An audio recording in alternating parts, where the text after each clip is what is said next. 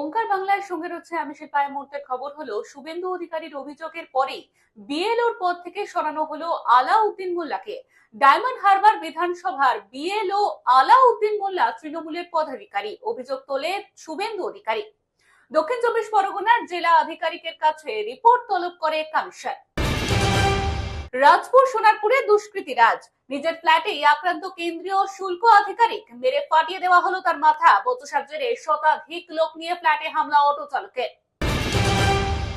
দানা বাঁধছে ঘূর্ণিঝড় মন্থা, উপকূলে আছড়ে পড়তে পারে মঙ্গলবার সন্ধ্যা থেকে বুধবার ভোরের মধ্যে। অন্ধ্রপ্রদেশের কাকিনাড়া উপকূলে স্থলভাগে প্রবেশ করতে পারে ঘূর্ণিঝড় মন্থা। সিভিয়াল সাইক্লোন মন্থার সর্বোচ্চ গতিবেগ হতে পারে ঘন্টায় 110 কিলোমিটার।